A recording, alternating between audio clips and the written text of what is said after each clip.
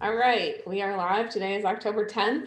This meeting is a check-in on active development tests for Vector CMS. To start off, there was a bullet item in our agenda to do a backdrop mini camp at Bad Camp update. So let's see, Bad Camp was last week. We didn't have a weekly meeting last week because we were all busy doing Bad Camp stuff. On Wednesday, the day before our mini camp, we had a half day training that I thought went pretty well. We had a bunch of people in the room who were impressed with Backdrop, which is great. They all seemed to be getting more out of it than they were expecting, so that's good. And I feel like the half day timing works really well for our existing material, which I thought was also really good. We hadn't done that in a half day format before. On Thursday last week, we had a mini camp as part of Bad Camp, and it was interesting because we had a bunch of people signed up to attend the mini camp who didn't attend, and a bunch of people who didn't sign up the mini camp who did attend. But we did a pretty good job of adjusting at the beginning of the day. We created an alternate schedule for the day that included things that we thought would be a better fit for the current audience as opposed to the anticipated audience. And I felt that it went really well in spite of that last minute change of schedule. So I'm not sure we did anything live on YouTube, but we did do a couple of various sessions. We did a couple of brainstorming sessions. We did a tell us what you want from Backdrop Hour, which I thought was pretty exciting. Yeah, I don't know if Nate, Jack, you guys were there. If you want to jump in, say what you thought of mini camp. You're all muted.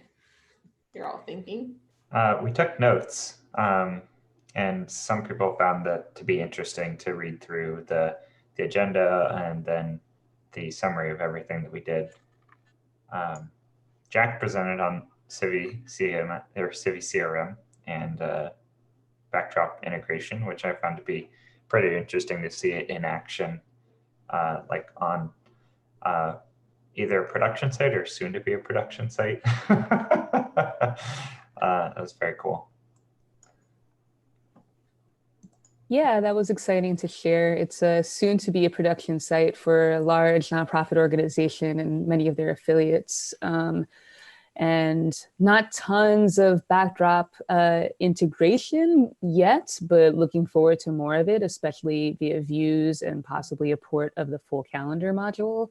So we shall see how that goes. And yeah, I really enjoyed the conversations we had at the mini camp. I think my main thing is thinking about how to get more attendance next year, you know, like how we can try to do outreach earlier on and maybe like, yeah, just figure out how to make an agenda that gets folks there.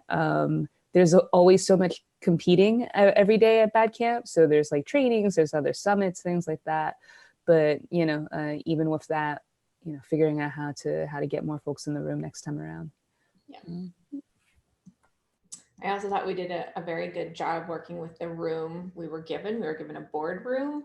And so we did like a last minute reshuffle of all of the areas so that we moved the board table in front of the television where the couch used to be. And we moved the couch over to where the boardroom table used to be so that we could have a projection area where we were using the TV as our projector and a discussion area. So I hope the hotel didn't mind that too much. I thought we did a pretty good job with this space. Did you put it back afterwards? We did not move it back afterwards. We left it in a more usable format than it was given to us. Oh, these Backdrop guys. All right. Did you guys record any of the sessions? I don't think we did. No. It was all just sort of winging it. Yep. Yeah, we didn't have a good setup for recording it all. Like, there was no central AV system. There was just a television. So it was not optimal for that. All right, let's move on and talk about other things. In the 2 weeks since we've last had a meeting, there have been a bunch of contributed projects released. There's a project called B, which is a Backdrop command line tool equivalent to Drush, had a first stable release this week. A new module called Utility CSS that I think was written by Wes last week during our code sprint. a module called range and a module called configurable block style that both came out last week. I think configurable block style was something the flats had been working on too. So a bunch of great stuff that I think is going to make it easier for site builders to build sites in Backdrop. Let's see, we talked pretty extensively about backdropcms.org and its updates in the design meeting, but Olaf, since you're here, I just wanted to see if you wanted to say anything about the translation site, since it's been a while. I personally, like, every time I look at it, there's new translations. There's a lot of stuff going on there, which makes me really happy. So no need for an update if you don't want to give one. All right, let's move on to Backdrop CMS, the project itself. I'll turn it over to Nate to talk about what happened in the sprint last week. All right. So let's see, we're a little bit behind. We should have released 1.14.1 or at least pushed out 1.14.0 to upstreams like Pantheon, which we have still not yet done. So I think what that means is I know that there's some other items that we'd like to get into 1.14.1 as soon as possible, but I think maybe we should say, you know, what we have put in thus far, like it's time to cut that minor bug fix release and get 1.14.1 out there and then update all of our upstreams. And I think that can be done pretty imminently. Like over the weekend, you mean? Like what, Monday? Yeah, like in the next couple of days. Yeah, okay. So let's go over 1.14.1 and the issues that we have of note. Let's see, we discussed it 2 weeks ago. One of the bugs in the new flexible layout system, issue 4066, is that the header and footer regions do not have the special classes on them, L-header and L-footer, that are necessary for things like the hero block and menu navigation to display properly.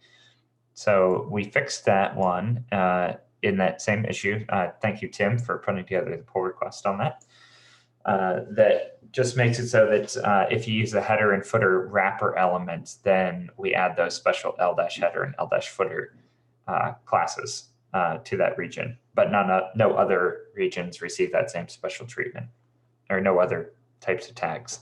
Anyway, it makes it so that if you create a new flexible layout, it's going to work by default, putting the header and footer blocks into the header and the footer. So it's a big improvement and definitely makes things look a lot less broken if you're using flexible layouts. So that's great to have gotten that one fixed up as soon as we get 1.14.1 pushed out at least. This long-standing issue, issue 3614, views is none of operator. It says that it's been broken since Backdrop 1.12.5 when we cross-ported some views fixes. We finally got this one put away. We kind of took a little bit of a it's the best solution for now, but we have additional problems in the future. Like we kind of took on a small amount of debt here in 3614 that we substantially expanded test coverage of stuff that didn't have test coverage before, but there are two sections of those new tests that are commented out with a follow-up issue to uncomment them once we have more of the cross ports from views pulled over, because the theory is that that some parts of the new tests are dependent upon cross ports that aren't yet in Backdrop. So I think that's a fine workaround to make that happen, and that will be finally out in 1.14.1. Let's see, the views cross ports issue, it's worth noting, is also something that we're working through. There's a bunch of pull requests that are ready to be committed that are listed in the issues under the big meta at 3685. So we've got a lot of pull requests to get merged in there, although I don't think that we'll prioritize that for like the next couple of days for 1.14.1. Let's see. Also related, flexible templates have a number of follow-up issues. There's a big meta for that at issue 4046. There's lots of issues in there. Some of them have pull requests. One that I reviewed during the code sprint, I'm just going to bring it up here because I provided feedback, but there hasn't been any update on it, is that flexible templates got put under the existing settings page for layout, which previously just lets you turn on and off templates, but now it allows you to create new flexible templates. And so there's the suggestion that we rename the page, including the path and the tab name, from settings to templates, since that section deals exclusively with templates and has a lot of other template functionality than it did previously. That issue is 4048. The current approach is kind of aggressive in that it renames all of the existing paths, which honestly I'm kind of okay with because all of those paths are so new.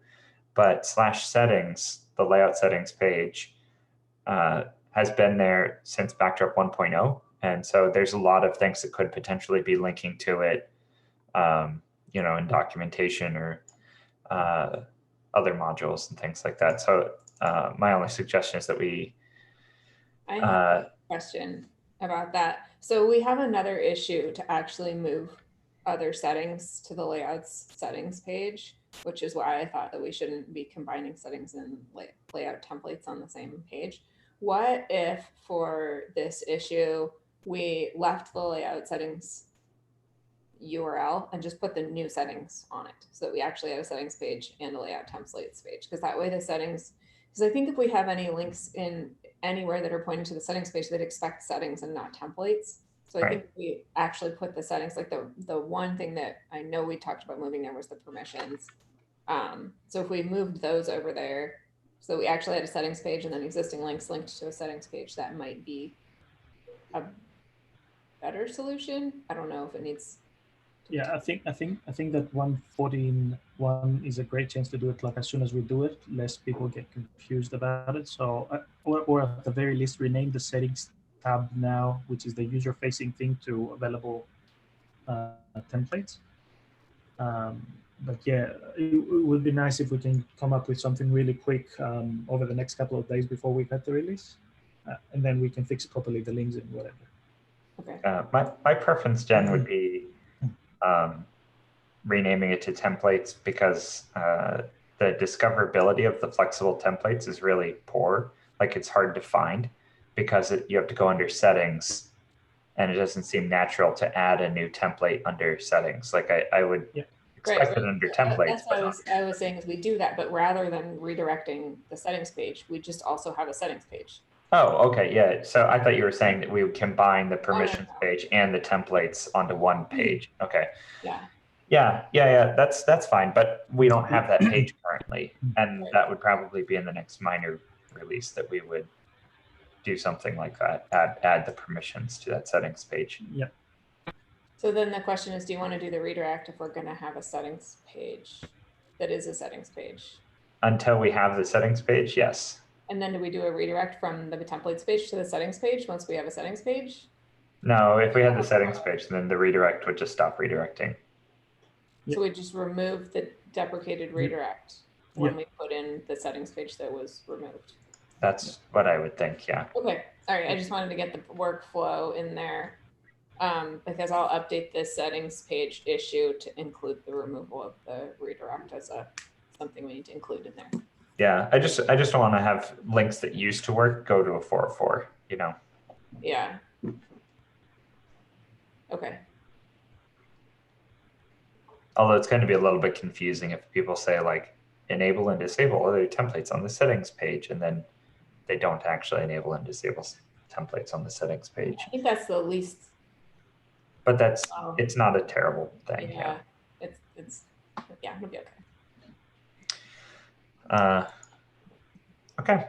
Do you guys have any other issues that you guys would like to bring up in 114.1 as something that is of priority that it would actually delay the 114.1 release? Well, it's not super big it's 4072, where the reports the reports listing with the blogs, sorry, the block listing reports page, yeah, it shows UIDs instead of regions. It's already slated for that. It's just it's not in the agenda. That's why I'm mentioning it. That's right. Yeah, I So- looked at this one. I should have posted a comment. I was looking at the code going, it seems like it probably would work, but it's just really flexible template specific. But that's okay because flexible templates are part of the layout module, so they won't ever not be available. Well, that was another thing. Templates. We yeah, should sorry. make sure we have a way to turn those off. Oh, Then well, we don't. Yeah, I think like it could be permission based if it had to be, but I know As- that on 90% of the sites that I've delivered, I've not wanted people to be able to break their like theme by using layouts that weren't supported. And I think flexible layouts is a really good way to give people the tool to shoot themselves in the foot. So I think like it's a great site builder tool, but I'm not sure it's an editorial tool. And so having a good way to like let you build the things all you need and then disable the interface would be good. This does sound like a permission thing, and now that we have a separate role, maybe we can sort it out with that. It's just, and I meant to leave that sort of like throwing the bomb I think at it's the end I of the think it's in the discussion. follow-up issues meta. What I meant to bring up, and maybe this belongs in the section for discussion, but I'm just going to mention it now. Is there any reason now with flexible layouts that not every single layout template is editable?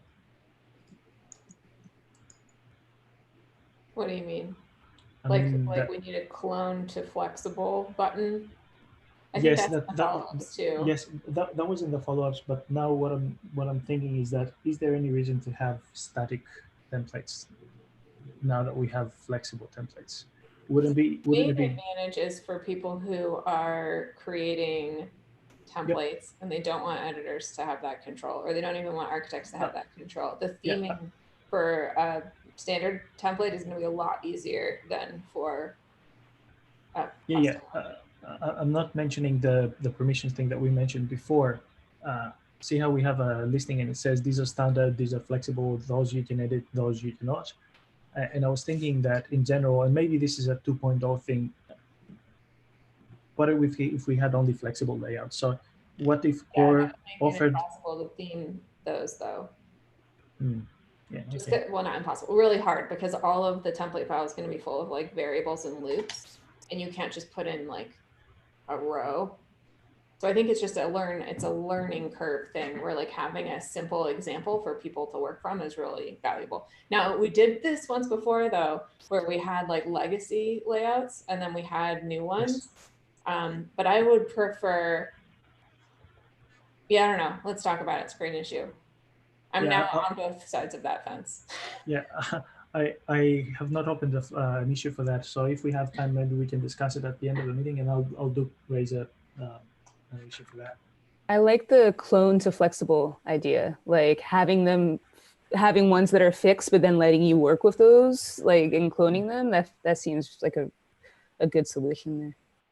Yeah, so I was working on the issue to generate automatically icons for the flexible layouts. And what came to mind is that, yeah, maybe I can, we had a column there that seems redundant as this is flexible, this is standard. And maybe I thought that I could overlay the ones that are flexible with a pencil icon as in these are editable, the other ones are read only. But then I go like, if we are to implement this cloning thing, then what's the point of having standard non-editable layouts? Like, let's make them all editable. Yeah, I would say so that you don't accidentally mess it up, because like I could even see myself like going in and wanting to revert that back to its original state. And it seems maybe easier to implement something where we clone a layout into a new editable one than to figure out how to program so that we can revert back to the old ones. So most of the things that come as defaults, we do have a revert thing. if I'm not mistaken, like we have a way to detect if we provide those as JSON files to detect if it has changed from the original one, like a configuration that's provided by core, and we can revert back to that from what I recall. Yeah. But yeah, that's a big discussion as well. I just wanted to bring it up. Yeah, it makes me nervous, but I think we should open an issue. I knew it would. That's why I said 2.0. But yeah.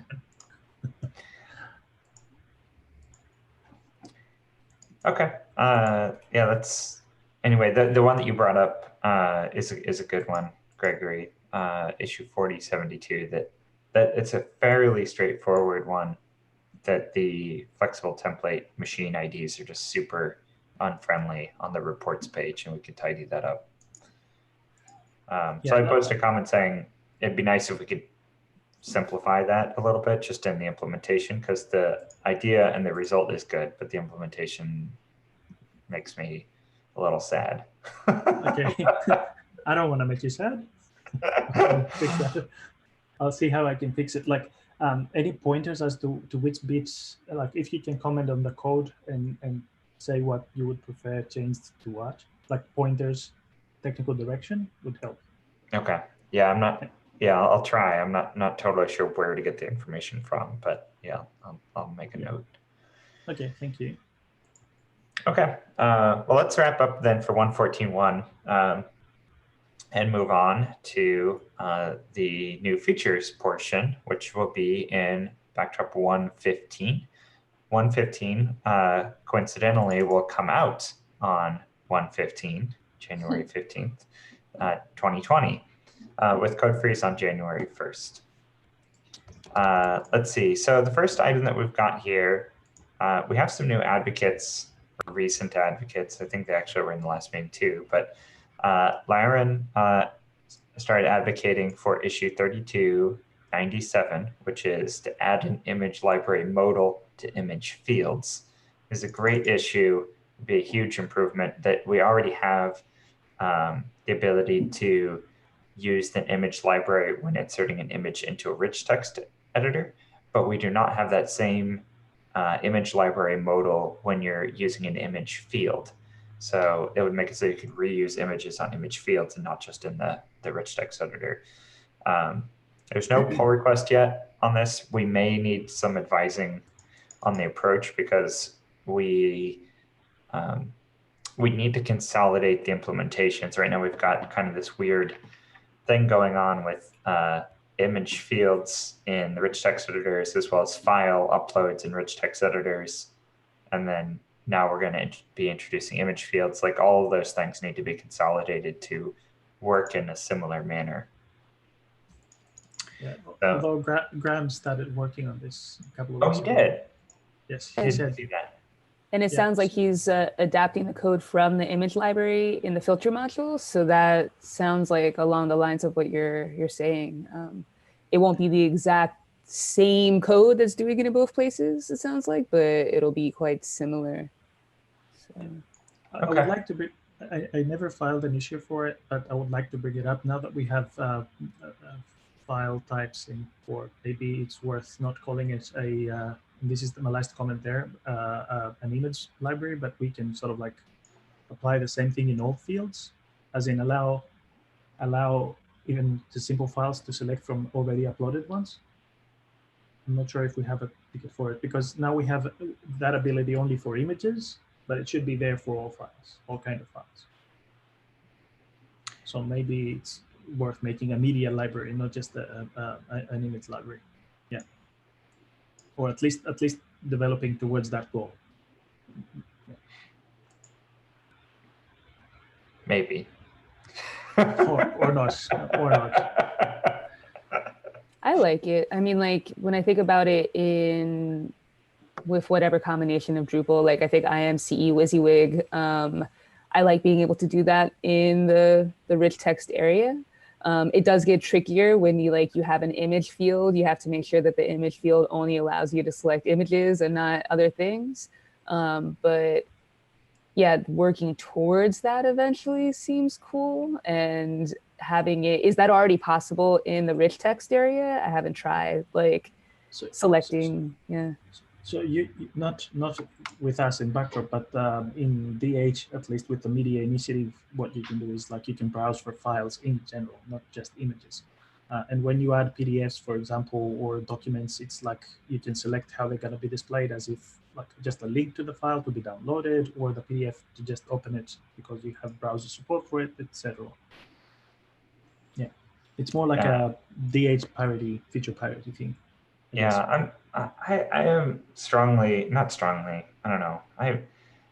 The complexity of D8's media approach really is a turn off for me. The way that it's rendering display modes inside of other display modes, like it's literally rendering an entity inside of the text area, which is super flexible. And it's the way that media module worked in Drupal 7 as well. But it's also like just it gets really complicated, and the dependencies start getting really gnarly. Yeah, I should clarify that when I say implementation, I don't mean the code implementation, but the user interface implementation. Yeah, the functionality. As in the functionality and the features provided. Yeah. All right. Well, anyway, issue 3297 is a really great thing. I didn't see that Graham had already started on that, so that's wonderful. Yeah. Let's see. Auto menu settings module, that contrib module of Drupal 7. BW Panda is advocating for this issue, which is issue 1610. I'm not sure I'm the best person to talk about this one. If anybody else wants to summarize this. Yeah, so BW Panda just went to bed. We had a discussion before that meeting. So he filed a pull request. He just needs some help with the tests that are failing. And they're failing for a pretty simple reason. Like this, previously we didn't. So the test that is failing specifically is that the checkbox is ticked for allowing to have a menu item, but then we have this functionality where you change the node title, it automatically populates the menu link title as well. Whereas the old test, what it was doing, it was trying to tick the checkbox but leave the title blank, so it would expect the link to not be created, but now it is being created because we are auto-populating it. Anyway, point is that I offered to help with the tests over the weekend. So I think I should be able to copy some of the tests, the simple tests, and check for the new functionality being added, which is, Jen, at some point you tested it and you mentioned in the PR that, hey, I tried to create a page node, and the checkbox was not ticked where it was meant. So we need to add a test for that, and I think that I might be able to do it. So I'll work over the weekend. But point is that there's progress. Like, functionality-wise, it's there. We just need some tests and some things to polish. Looking good. Yeah, and the code on that is pretty simple. It just adds like 3 new fields and some default settings. It's not overwhelming. I was worried it would be, but looks good. So yeah, just to make a note there, if the current test that is failing tries to do whatever it tries to do with the post, with the page content type, if we switch that to the post, it would just succeed because we didn't enable that for posts. So I don't want to change the current functionality. So my intention is to add on top of that to account for the new feature that we added. I think it might be good to switch to the post and then add a test to page. Yes, the test to the new feature. Yeah. Yep. Yeah. I will get both of them in there. Yep. So this functionality, I'm sorry, I just want to talk through it because I've never used the contrib module. And what it sounds like this is doing is kind of simple. But yeah, can you go through what it would do on a new install? The use case for this is like you have a content type, and every time you create an item of this type, you want it to have a menu entry. And so what you want to do is set the default values for the menu on this thing. So like if I have a new content type called meetings and I have a section of my top level menu called meetings, I want every new meeting I add to show up as a link underneath that section. So okay. I want to be able to go into the content type and say, create a menu item, put it in the main menu, put it under meetings, save. And then every time I create a meeting, it'll automatically have that setting. And either I can restrict my editors from having access to menus, or it'll just be a good catch-all to make sure that it won't get overlooked. I had originally recommended that we just allow the ability to set a default menu, and then BW Panda came along and said, oh, there's a module for that. It's this one. And I'm just like, oh, I've never even known there was a module for that. But yeah, it's the kind of thing that I have a use, what's it called? There's something else, menu position module or something that helps with the like URLs with having an item in the menu for like all content types without having a menu entry. This is essentially the same thing, but with the menu entry. So it's a simpler version of what auto menu, whatever the other thing was, did. So, and is the out of box functionality saying that, because the original issue description is saying that you create a piece of content, you save it, but then it doesn't end up in the menu. So you think that it might not exist, like as a new user, the piece of content like disappears into the content bucket. Yeah. Does this affect the out of box functionality to make it so that pages, when you create them, if you don't open up the sidebar or don't look in this, or sorry, sidebar, geez, don't open up the vertical tabs, that it will go in as a top level entry to the main menu. Yeah. So you'll see it there automatically, and you'll be like, oh, I don't want that there, and you can move it, or maybe you did want it there. It's your route. Yes. So this is also for people that are coming from other CMSs. I think WordPress automatically does that, so that people, like it adds a menu item so that people don't have to go looking for the page. So this is mainly for not for people that are already savvy in Backdrop or Drupal. It's for people that are new to Backdrop or Drupal, or they're coming from another. Okay, great. Interesting. Yeah, this doesn't even, that's odd. We even have a default parent for new links.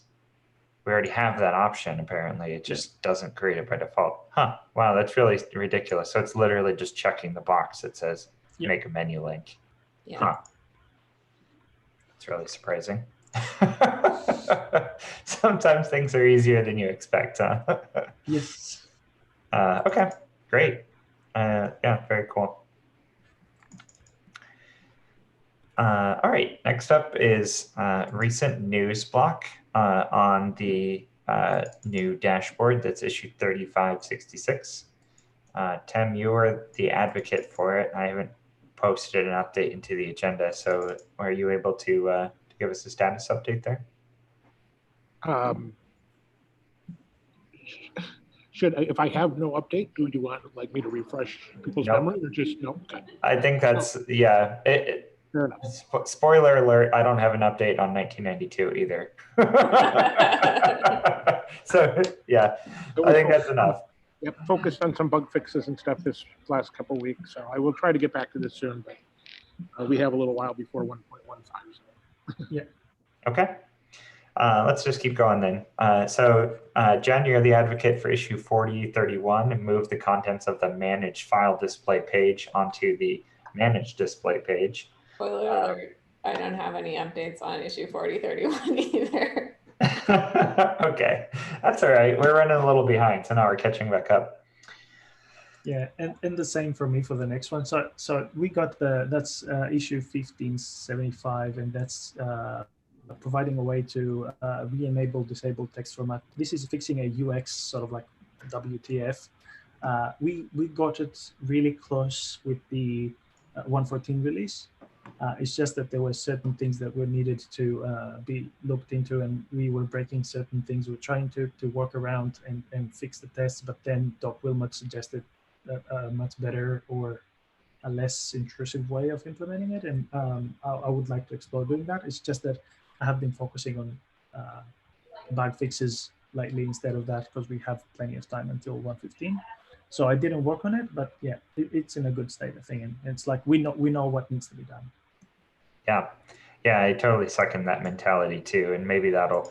We were talking offline before the meeting that Doc Wilmot was requesting that we focus on bug fixes. And actually, I think that's where a lot of our efforts are concentrated right now, is exactly on that, because the next feature release is so far away and the bug fixes can go in right now. And so I think that's, I think in many ways it's kind of a positive mentality to, we always want to be working on something, and because we're human, I guess we want to work on the things that will go in the soonest. And so everyone's working on, or a lot of people are working on bug fix releases or bug fix issues right now, because that's what will go out the soonest. So I think it's great to see that, and we have more than enough bugs to fix. So that's fine. It has also been proven to be a good thing, because we iteratively improve the product itself, and we resolve annoyances that we find along the way. Like, baby steps, as we said. It's like, make up for a great product. Yep, excellent. All right. Should we just segue into the bug fix discussion? We could. So let's just move right along. Yes. Yeah. So we don't have anything else for 115 at this juncture, and we have a first general discussion item is trying to figure out a way to organize and prioritize the bugs that are currently, on the docket. And Gregory, I think you're the best person to summarize this, because you're the one that's been working on trying to manage it. Yeah, so I'm not a good a person, the best person when it comes to project management in real life. So this started off with a comment made by Doc Wilmert saying that he would prefer that we. Sorry, let me rephrase that. He noticed that there's a lot of bug report issues in the queue, and he said that he would like to sort of focus this next minor release on fixing those, or as many of those as we can, especially the most important ones. And he said because of the amount of bugs reported, it makes it hard for him to see which ones are the most important ones. And we do have a milestone process that we are using, but he, again, sort of like there's the milestone can be used if the bug fix is a small one that can quickly be fixed. It doesn't necessarily mean that it's a serious one that needs to have attention. Or if a person has some capacity to work on things and they would rather, and they have the skill set, because speaking from my own experience, I usually grab the smaller issues just to get them out of the way. Maybe Doc Wilmot wants to address the bigger ones, and he says, there's so many issues in the queue, I would like to know which ones are the highest priority. So this is what gave birth to the bugs project. It initially started with just a couple of columns, but what I've done is I created a low priority, a medium priority, and a high priority column, and then one for fixed and closed ones, so that we have an overview of what's going in the next bug fix release. But then I noticed that the ones that were RTBC were also stacked in a high priority queue. And then I created another RTBC column so we can move things there as they're being done. The problem with this... I have a question. What is the difference between the low priority column here and all of the bugs in the issue queue? So this is the thing. The low priority bugs need to be prioritized as well. So if a person wants to work on small things and they cannot work on the big bugs, where their skill set is not big enough. But the big bugs aren't necessarily, that has no correlation to skill set. That just is a correlation to importance, like how we have a high priority bug that's a CSS fix, right? So I think that we shouldn't mix those things, because we don't want people to think that they can't do high priority things just because they maybe I was oversimplifying it. Yes, I see where you're coming from, but my general idea was to keep the low priority and medium priority at a cap of 10 issues, and we cannot add any more until we have resolved or moved these forward. I don't like that at all, because we have a new high priority bug that comes up and we can't just not add it because we have 10 in the queue. Like if it's high priority, So the high priority one can have the exceptions, and they're usually going to be a few of them that we're like, we have like the usual people that are working on the bugs at that moment is like maybe, I don't know, a handful, like maybe a dozen of people. So they cannot be possibly working on all the issues all the time. So I was thinking that we can cap every column at 10 and move them forward. And as you can see, the high priority ones are only 3. Maybe Right. that's because we fixed a big batch of them. But yeah, it doesn't mean that issues cannot be added or removed. It's just that in order to keep sanity, we should keep those numbers low, because then these will be the same as having the tickets in the queue.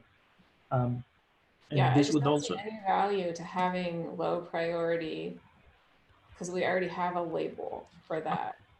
And like Which would be- how would you determine like which low priority bug is in this list? Like it just doesn't. I think the person who's fixing the bug should make that decision.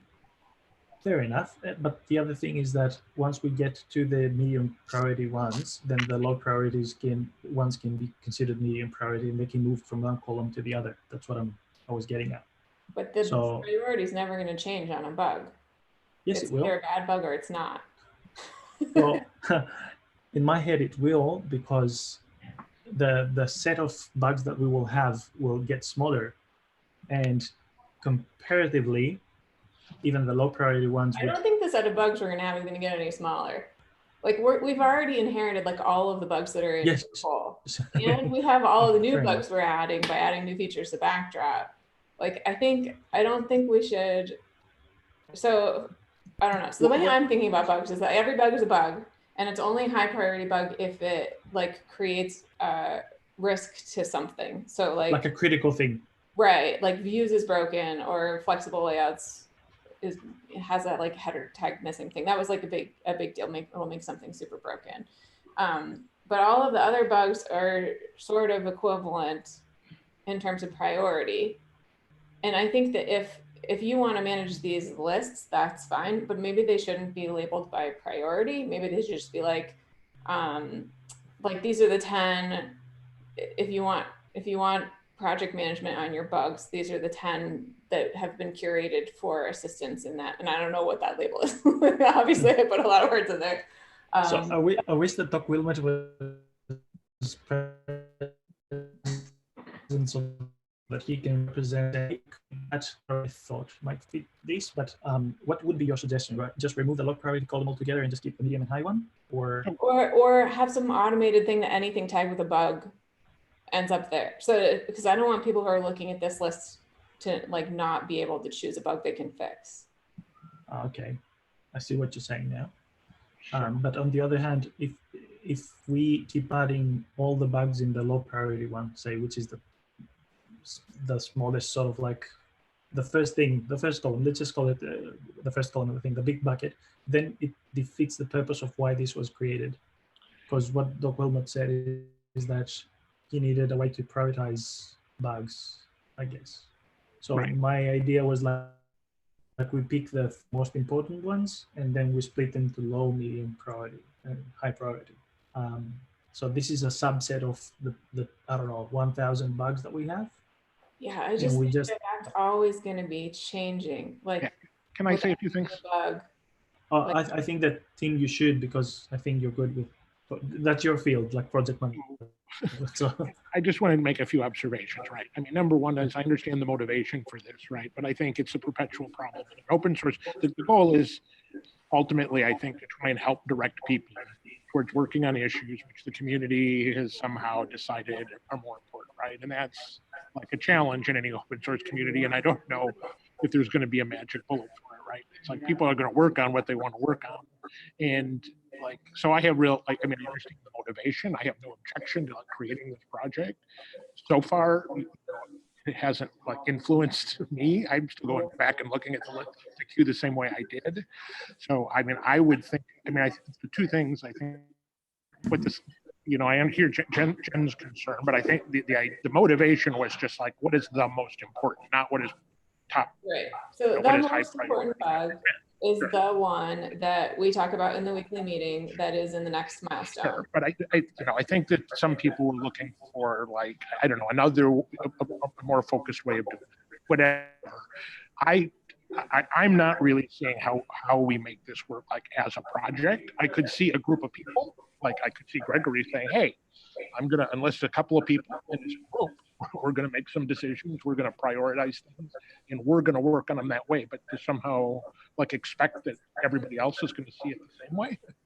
Well, that and like so my only concern about setting this up is that I don't want to get somebody in who's like, yay, I'm going to help with bugs. And then they come to this page of 30 bugs and they're like, oh, I can't help. Like, that's the one thing that like is the big turnoff for me. Cause it's like, well, okay, first of all, these are not prioritized by how serious they are. They're prioritized by whoever put them in the list. Like, I don't know. I mean, maybe it's me, maybe it's Gregory, but so I think the label of priority maybe isn't good. But right, so call them buckets, right? Bucket 1, bucket 2, bucket 3, whatever the amorphous label is. But I still want somebody who's like motivated to come help with bugs to be able to come to a place where they can pick one they can fix. And so I think like having a list of all issues tagged with bug is good in the sense that, yes, it's overwhelming for somebody who doesn't, who can have priority, like Dr. Wilmot could fix any bug he wanted to, right?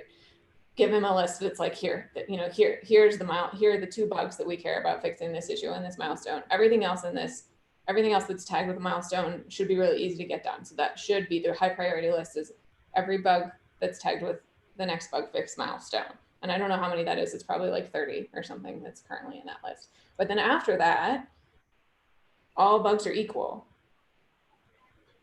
unless they're on that list. So that's where it's hard to like, okay, Gregory, I like the things that you define as bugs because they're mostly usability issues. So I think they're really important.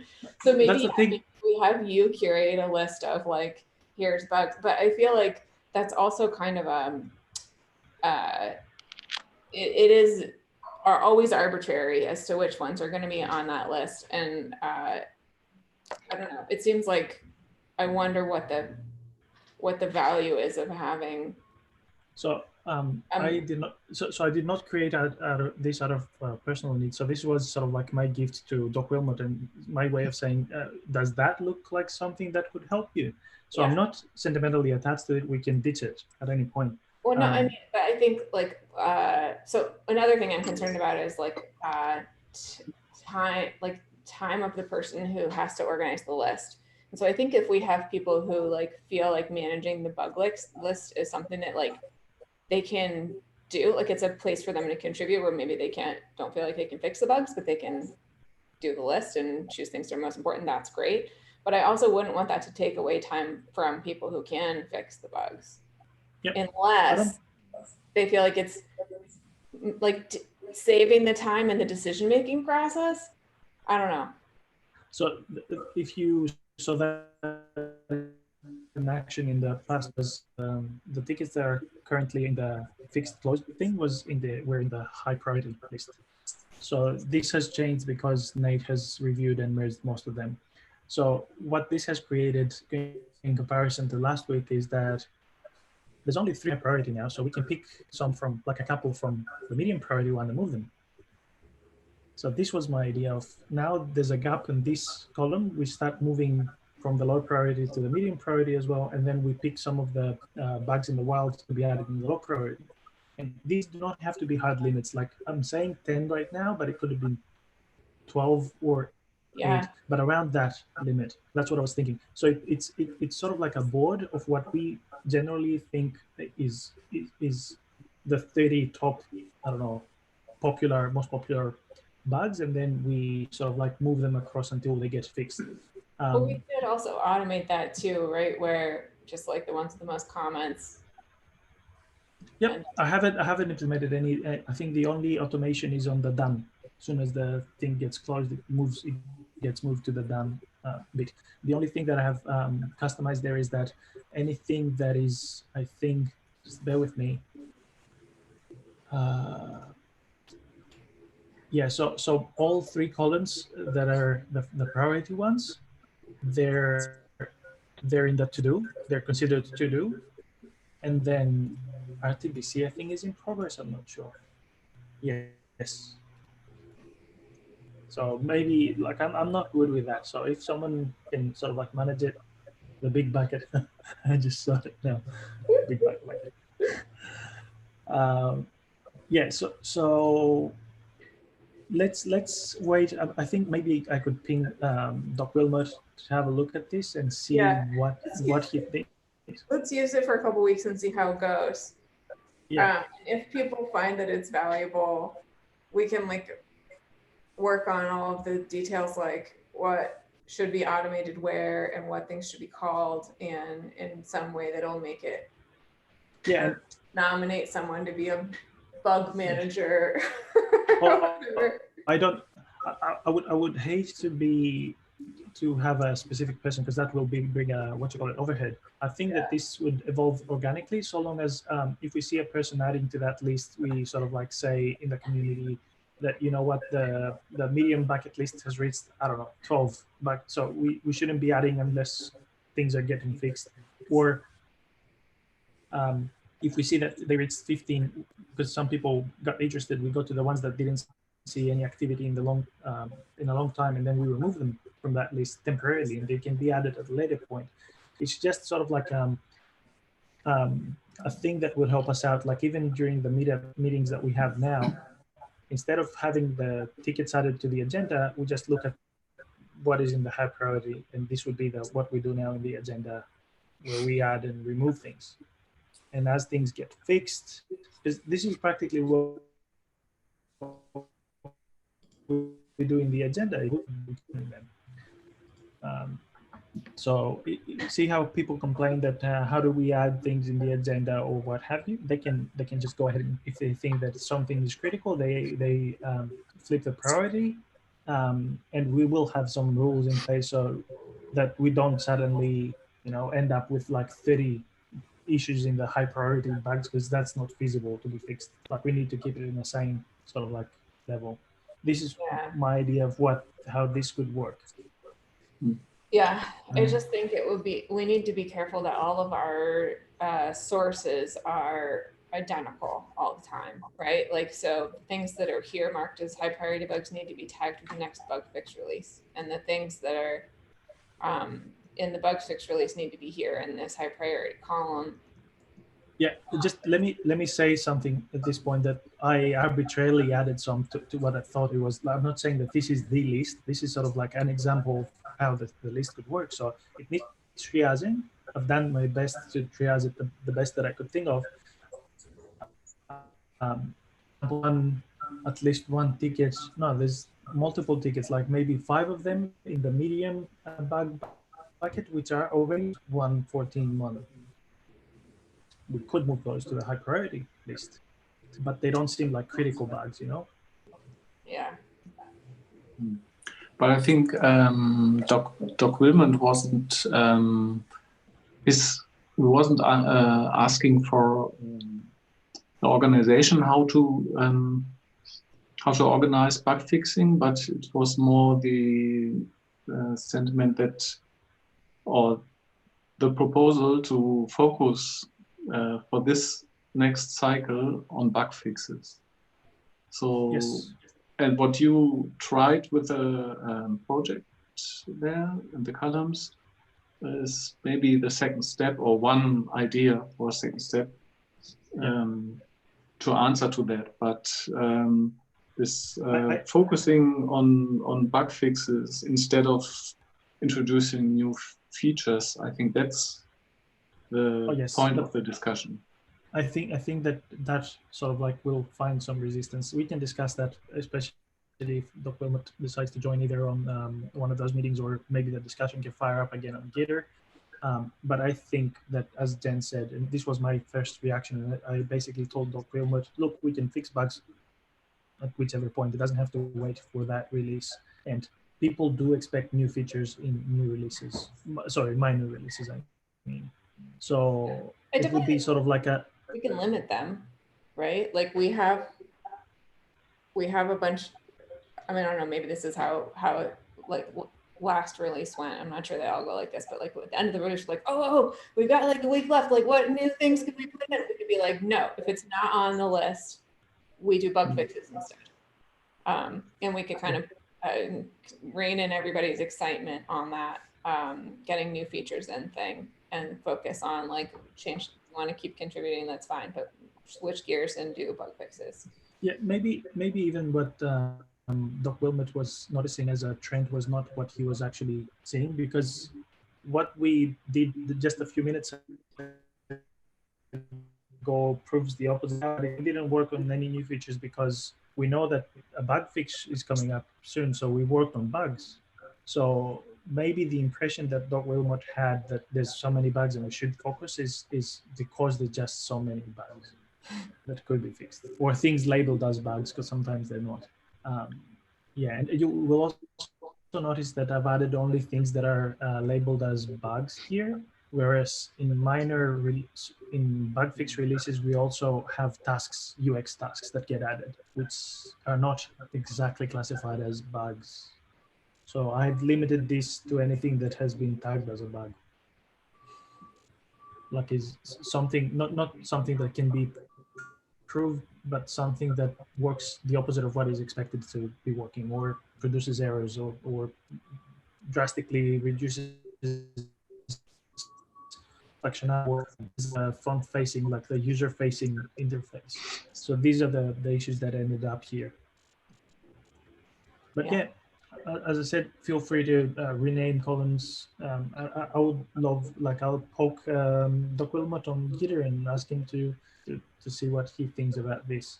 Yeah, I also think like it would be good to figure out or document like how we decide a bug is a high priority bug too, because that would make it easier for more people to maintain this list or add things to high priority in various different places. And this is what, yes, and this is why this discussion is happening.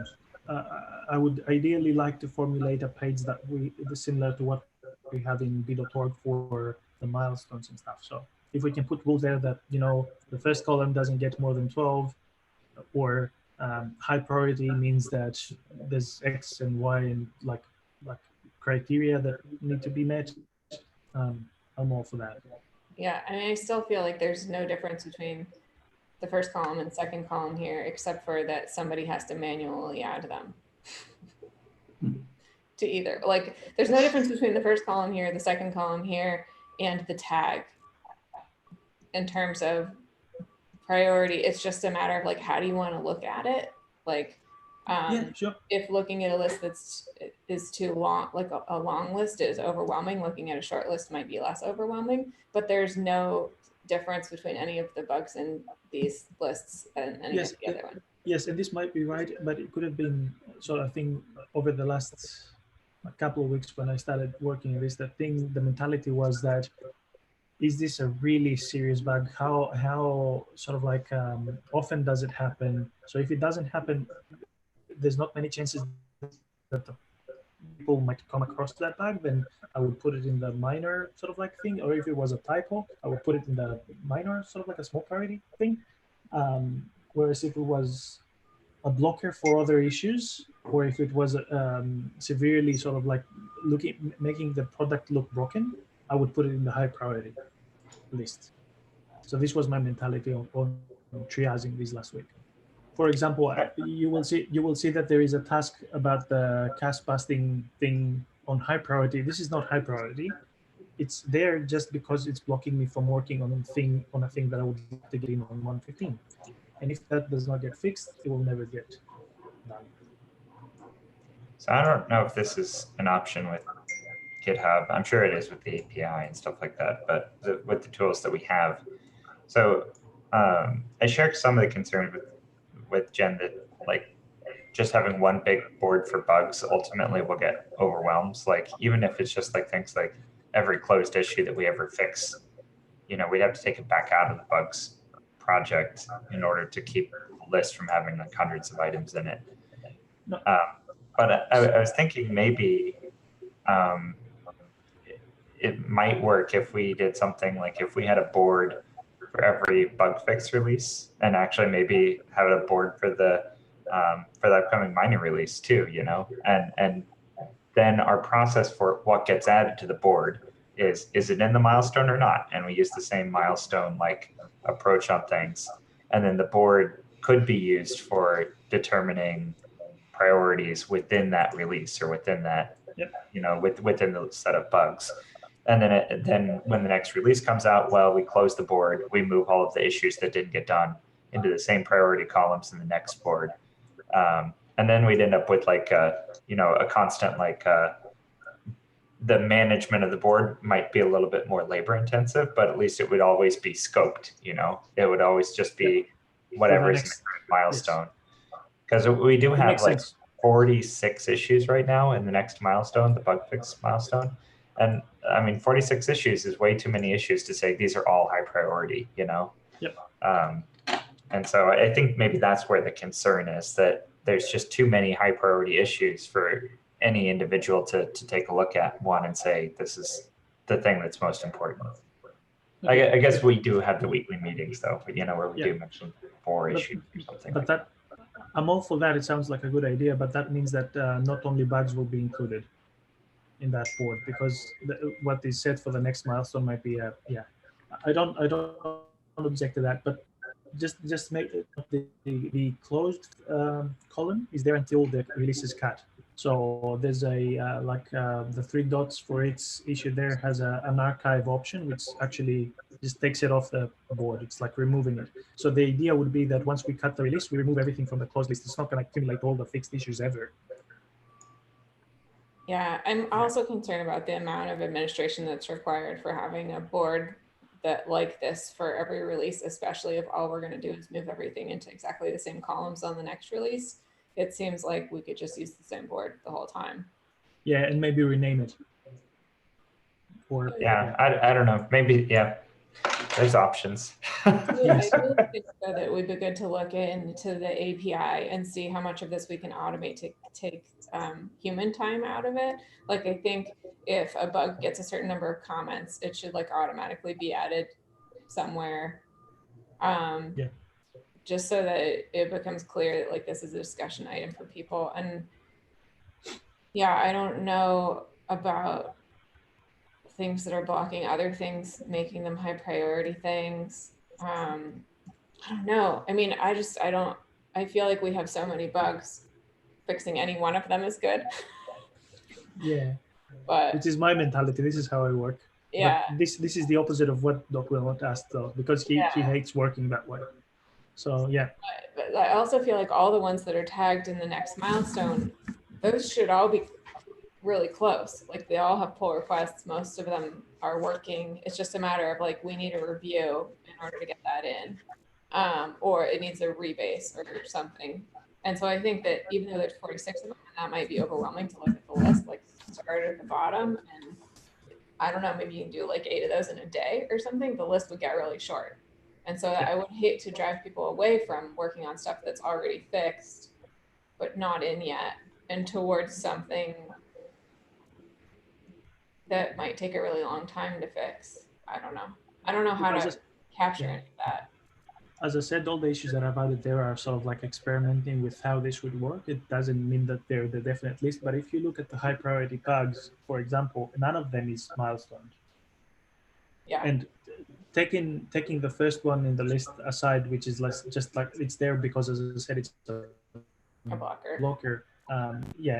It's a blocker for adding automated images to the flexible layouts. So the flexible layouts, each time that you edit it, the image is updated to reflect the new regions and what have you, but it's not reflected in the user interface, and it doesn't get refreshed with a cache clear. You need to clear your browser cache to see the new thing. So this is a blocker. Otherwise, that other issue is ready for review and very close to be done. So that was my mentality of adding there. It doesn't mean it's a bug, it's just a blocker for something else. And then the second one in the list is the one with the font weight things, which is, again, it's not a big thing. UX wise, it is a big thing. It hasn't been milestone either for some time. So it was my way of saying, I don't see anything in the priority list that is more important than those. I just added it there. if you disagree, just move it a bit to the previous column and then move something else in its place. So it wasn't sort of like meant as a binding thing, but you should sort of like adhere to just keep working on that or towards that. It was just sort of like a general, way to have an idea, because it's like the issues now are 1,800. We need a subset of them to work on. Yeah. So what about another idea? So, if there was a so-called bug squad, not for the modules, but for core, or people who say, for this release cycle, we're interested in focusing on bugs, and then this group can decide to organize themselves how they want, and it hasn't to be a solution for everybody, but for this people, for this certain time. Yeah. And then they go. So we could ask around, for example, in Gitter or anywhere else, just who's interested to do that. Yeah.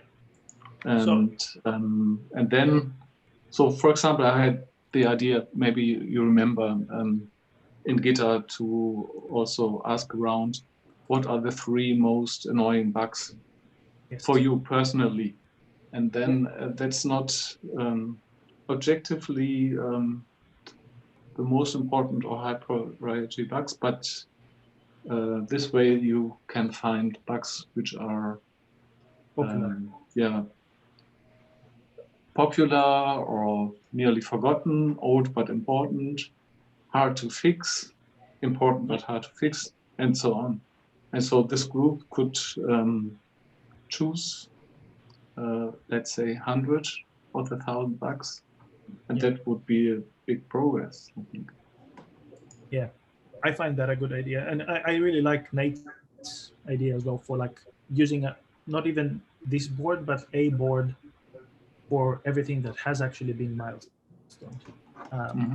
It will give us an idea of like, especially if we have like 40 issues, as you said, for the next milestone, it will sort of like help us out a lot. For just a funny issue or funny idea, maybe another one. For voting on issues that are the most bothersome or whatever, you can sort in GitHub by the most reactions to the issue. Yes. And we could use like the most thumbs up as being the highest priority, or the most rockets as the highest priority, or whatever. But then we need to just kind of establish that as being a legitimate way of sorting issues rather than just a convenient, like fun, cute thing to do on issues, Yeah, and I'm not sure if it, we need to clarify if it counts all the thumbs up in every comment or just the initial first report. Because then people might be coming, if it is the latter, then okay, but if one comment and other thumbs, it is a way of people to manipulate, if you like, the queue that way, as in finding a loophole to promote the issue that they like. Yeah, it looks like it's just on the issue itself. I think more than once. When you say the issue itself, as in the first report, the first post, the original post, you can add a reaction to. It doesn't aggregate comments. Okay, cool. Yep. So that fits our purpose actually. So I don't know if we want to actually establish that. It's just another idea. Yep. Cool. We went past the time. Yeah, let's. I know we haven't really reached any firm conclusions, but we've got a lot of things to think about at least. Let's postpone the last Q&A item, which is also talking about scheduling for this meeting.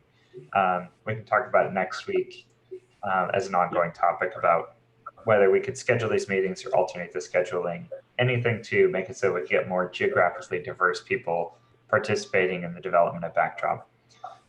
So that's something to think about for next week. Cool. But let's wrap up. Do you guys have any last things you would like to add? No, just a question on how do we organize the next 114.1 at the back thing? Because you said it's imminent, like over the next weekend. Should I be around? Yeah. So we should create a release milestone and then just work on stuff that's currently tagged with that.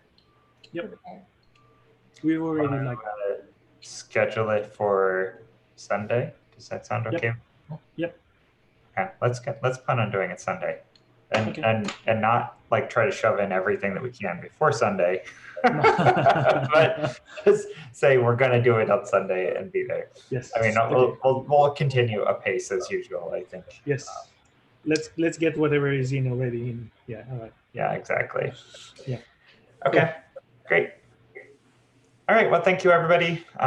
See you guys around on the internet, and thanks again for all of the great work these past 2 weeks, since it's been a little while since we had a meeting. Okay. Thanks, everybody, and keep on doing the backdrop. Bye, Bye. guys.